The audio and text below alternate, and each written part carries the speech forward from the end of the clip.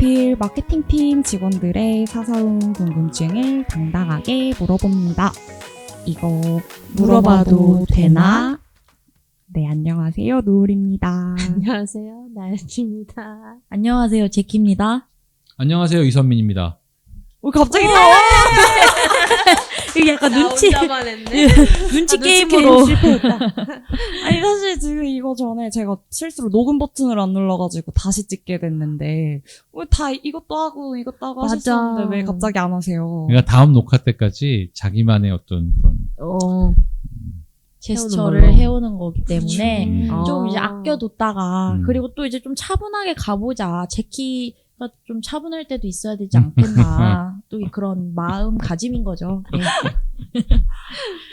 네, 한 5분 안에 그 마음가짐이 다시 이렇게 될 것 같긴 한데, 그럼 한번 믿고 시작을 해보도록 하겠습니다. 저번 시간에 저희가 꿀조합 비타민 D랑 비타민 K2 관련해서 얘기를 했었죠.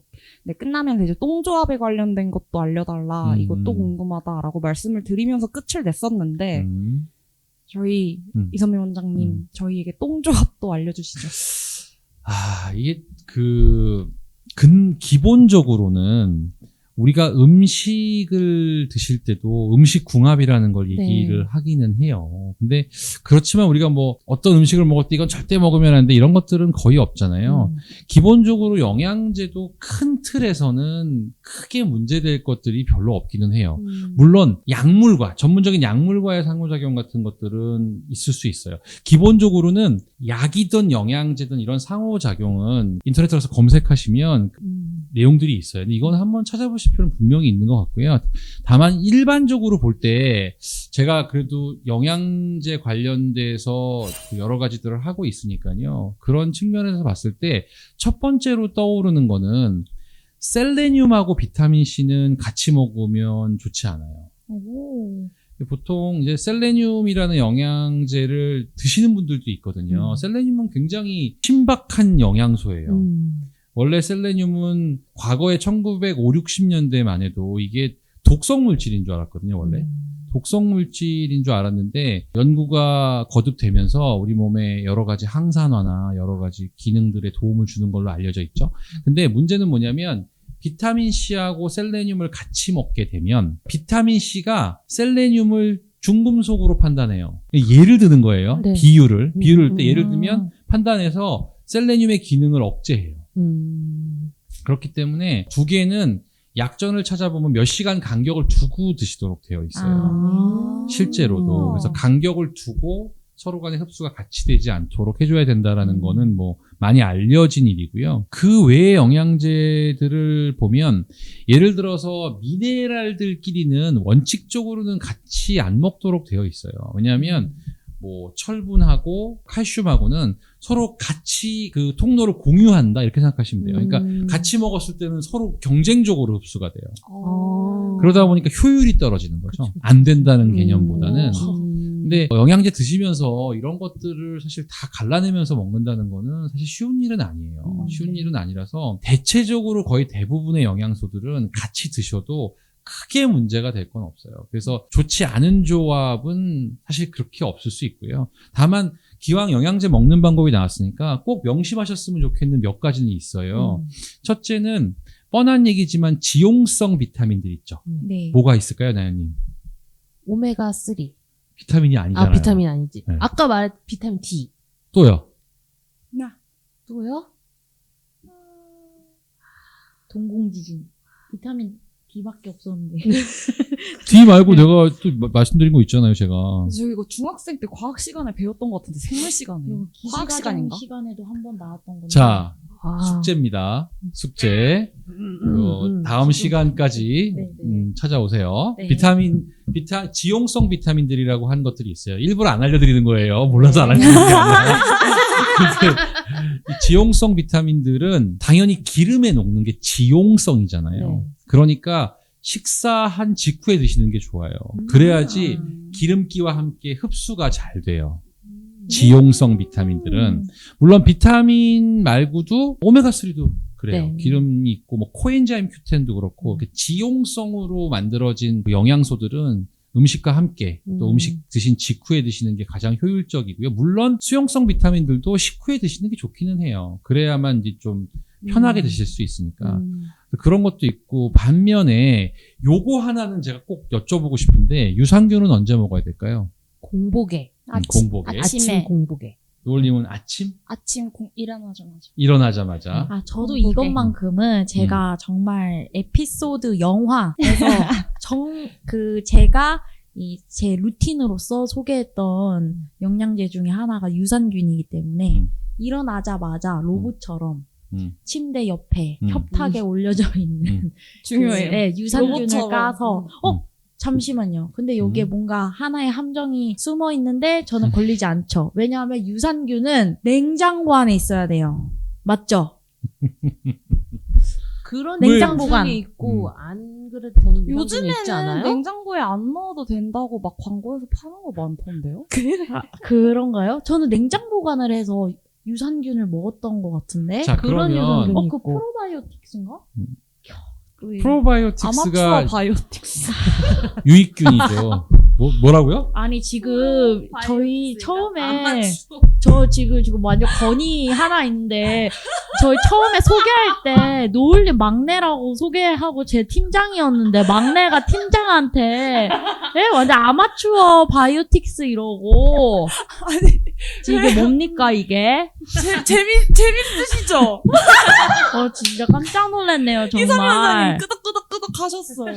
근데 이거 굉장히 궁금한 분들이 많을 거예요. 네, 근데 맞아요. 유산균들 거의 드시는 분들 많거든요. 근데 제가 제키님한테 질문을 할게요. 아침에 드셔야 된다고 했고 공복에 네, 그다음에 냉장 보관을 해야 된다고 하셨어요. 네. 아침에 공복에 먹어야 될 이유가 뭐라고 생각하세요? 뭔가 이렇게 제가 대답. 나연이 대답하셔도 돼요. 그냥 뭔가 바로 장이 장으로 어. 흡수돼 빨리 하라고? 빨리 하라고. 장이 가장 장이 이제 운동을 하려고 시작하는 단계라서 단계라서 참. 많이 배워야 되는. 근데 제가 또 생각해보면 노을님 의견 있으세요? 공복에 먹어야 되는 이유. 음식을 먹은 다음에 먹으면 음식을 소화하면서 걔네도 같이 없어질 것 같아요. 이것도 맞아. 흡수의 문제다. 좀 위산으로 예리했죠. 뭔가 균을 죽일 것 같아. 왜 그렇겠어요? 옛날에 그 선전 기억나세요? 네. 랄랄라랄랄랄랄랄라. 이거 들어봤는데 뭐죠? 장까지 살아서 가는 그렇죠. 윌 아닌가요? 윌 아닌가? 피너스인가?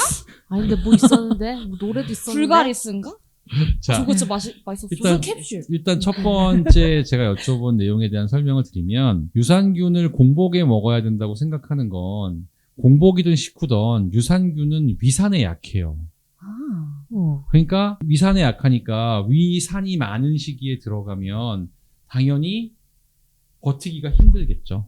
네. 그렇죠? 버티기가 힘들겠죠. 근데 그렇기 때문에 원칙적으로는 음식을 먹고 나면 위산의 분비가 많아지죠. 많아져요. 그래서 우리가 보통 공복에 드신다고 생각을 하는 거예요.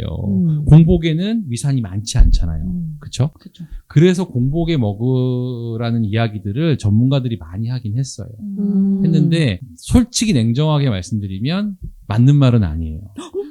맞는 말이 아니에요. 그러면 그 이유는 뭐냐면 이와 관련된 논문이 거의 없어요. 거의 없는데 제가 재미있는 일화를 하나 설명드리면 제가 유산균 관련된 공부들을 조금 그래도 한동안 했단 말이에요. 했는데 제가 세계적인 석학 두 분을 만났어요. 첫 번째 분은 덴마크의 코펜하겐 대학이라고 굉장히 명문 대학이 있어요. 그 코펜하겐 대학의 미생물학 교수님. 그러면 유산균에서는 사실은 권위자가 될 수밖에 없잖아요. 덴마크가 유산균에 굉장히 발달한 나라죠, 유산균이.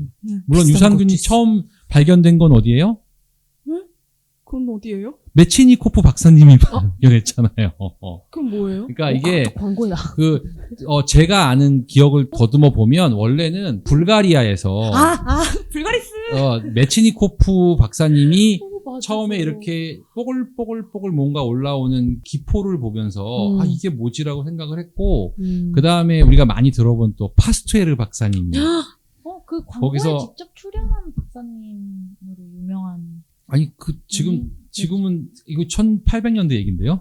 아니, 근데- 나 지금 찾아봐야겠어요. 타임슬립 하셨나요? 아니요. 그래서 잠깐만요. 네. 그게 이제 파스테르 박사님이 유산균이 이런 거구나 하고 존재를 밝혔어요. 하지만 실제로 이게 대중화된 거는 덴마크가 왜냐면 낙농 강국이잖아요. 그러니까 덴마크가 지금은 유산균으로서는 많이 발전한 나라로 알려져 있고 우리가 세계적으로 유명한 브랜드들은 대부분 덴마크 브랜드들이 많아요. 맞아요. 그 통에도 국기 그려져 있고. 그래서 덴마크가 되게 유산균으로 유명한 나라인데 거기서 뭐 굉장히 좋은 학교의 미생물학 교수님이면은 권위자라고 할 수 있죠. 근데 그분이 이제 유산균 관련된 국내에 뭔가 있어서 오셨는데 제가 여쭤봤어요. 교수님, 유산균은 언제 먹어야 제일 좋겠습니까?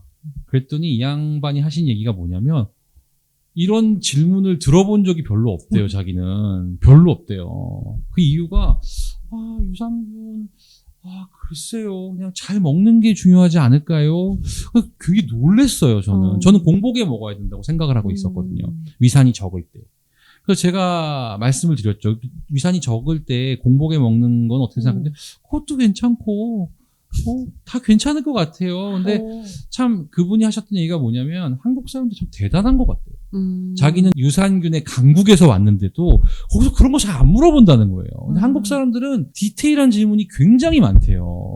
그래서 참 대단하다는 얘기를 하셨어요. 전 답을 못 얻었잖아요. 그 다음에 어떤 일이 있었냐면은 닥터 옴스테드라고 미국의 하버드 대학 나오신 내과 전문의 선생님인데 이분도 이제 유산균을 만드는 일을 해요. 똑같은 걸 물어봤어요. 언제 먹어야 되겠대. 그런 생각을 해본 적이 없대요, 자기는. 우리가 음식을 통해서 유산균을 먹기도 하잖아요. 이럴 때 식전에 그쵸. 먹냐, 식후에 먹냐를 그러네? 가릴 수 없잖아요. 그래서 사실은 이게 되게 저도 의문이었어요. 우리는 조금 더 효율적인 걸 바라니까. 그래서 그때부터 논문을 뒤졌죠. 아까 그 덴마크의 교수님은 닥터 트브드라는 분이에요. 그분도 유명하신 분이에요. 굉장히 유명한 논문에 그 이름 발음이 그래요. 트브드예요. 닥터 트브드.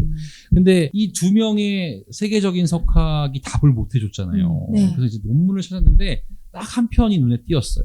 이건 뭐냐면 실제 유산균들을 사람한테 한 건 아니고 실험실적인 환경에서 위산을 일전과 공복과 이런 것들을 만들어가면서 해본 거죠. 네. 그랬는데 결론은 뭐냐면 물론 여기 연구에서는 공복의 개념은 없어요. 공복은 없고 그러니까 식전, 식중, 식후 이런 것들이 있거든요. 결론적인 얘기를 드리면 큰 차이가 없어요. 이건 충격이군요. 큰 차이가 없는데 여러 가지 이유가 있겠지만 물론 그 와중에도 이 논문에서 제시하고 있는 내용은 뭐냐면 식후 30분은 조금 좋지 않아요. 한 10% 15% 정도가 약간 흡수가 떨어져요. 식후에는 분명히 위산이 많아지잖아요. 그렇죠. 그리고 더 중요한 거는 여기서 뭐라 그러냐면 식전이나 식중이나 이럴 때 지방이 많이 들어있는 우유와 함께 섭취하는 게 가장 효율적이래요. 이건 왜 그러냐면 우리가 그 유산균은 위에서 위산에도 괴롭힘을 당하지만 거기서 내려오면 담즙산에도 괴롭힘을 당해요. 그래서 지방이 많은 우유를 먹으면 그 지방과 담즙산이 섞이기 때문에 약해져요. 여러 가지를 얘기하는데 문제는 그렇게 먹던 이렇게 먹던 큰 차이가 없더라는 거예요. 그리고 여기서 더 중요한 건 실제 우리가 먹고 있는 유산균 제품들이 있죠. 이 친구들은 또 그거를 극복하기 위한 코팅들을 몇 겹을 해놔요. 그래서 결론은 유산균은 언제 드셔도 괜찮다.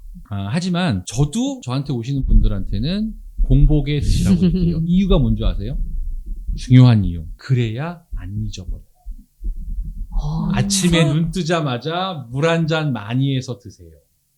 이렇게 기승전결로 제 끼의 모닝 루틴으로 끝이 나네요. 근데 이게 왜 중요하냐면 아침에는 위산의 양이 적죠. 그쵸. 그 대신 세기는 세요.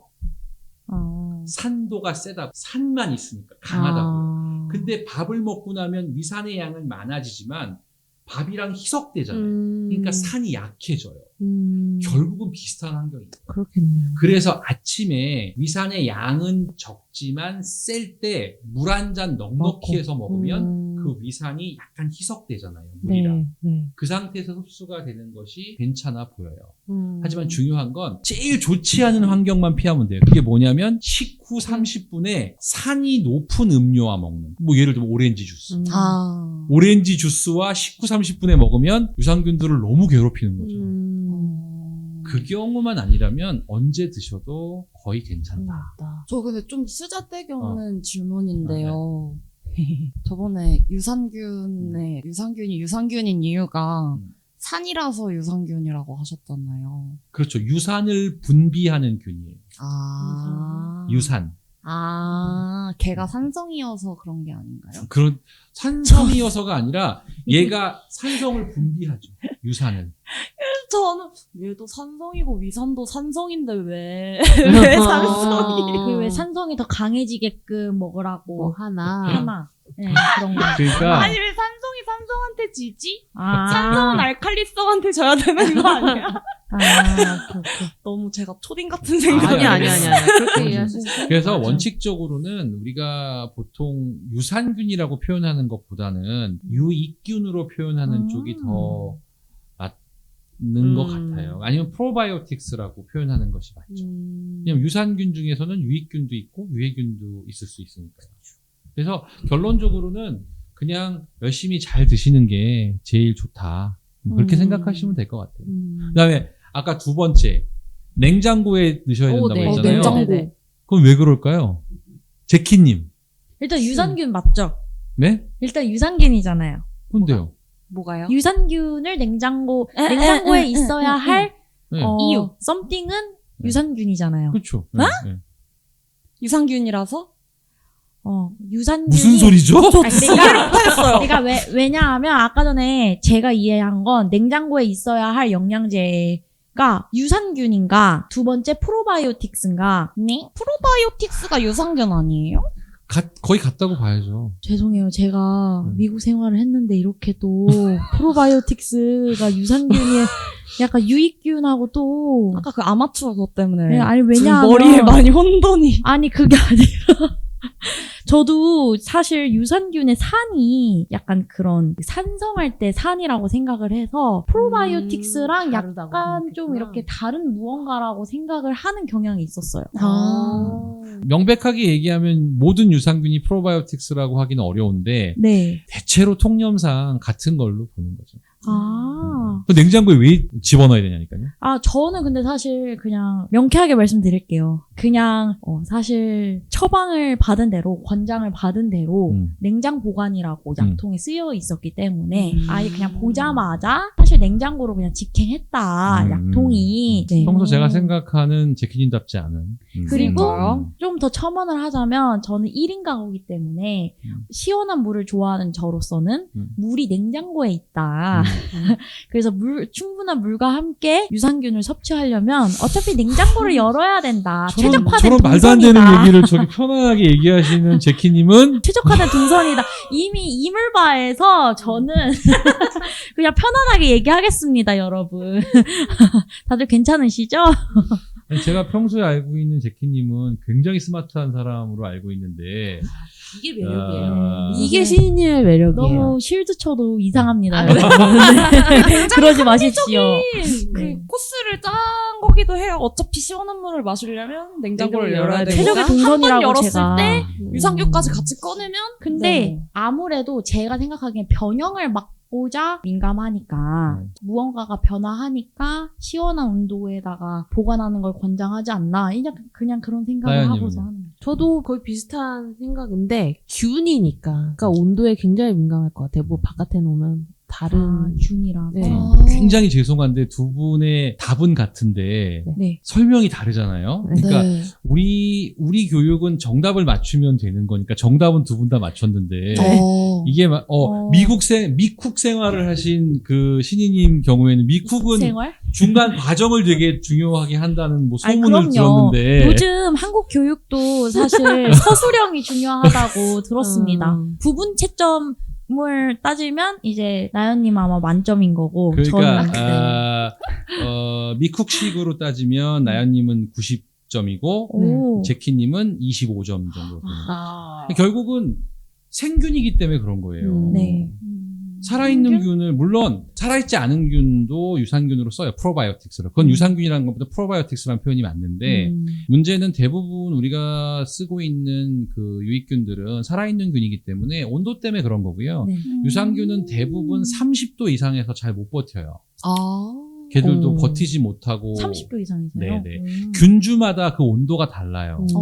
더 높은 온도에 견디는 친구들도 있고 좀 예민한 친구들도 있는 건데 그것 때문에 냉장 보관을 하지만 그것도 다 정답은 아니에요. 그게 무슨 얘기냐면 30도 환경보다 낮은 온도일 경우에는 괜찮아요. 밖에 두셔도 돼요. 다만 그 기준이 뭐냐면 뭐 무슨 보통 왜 매덕마리 보장 이런 얘기 네, 하잖아요. 네. 그거는 2년 동안을 얘기하는 거거든요. 2년의 유통기간이 지났을 때도 이게 보장이 된다라는 게 보장균주예요.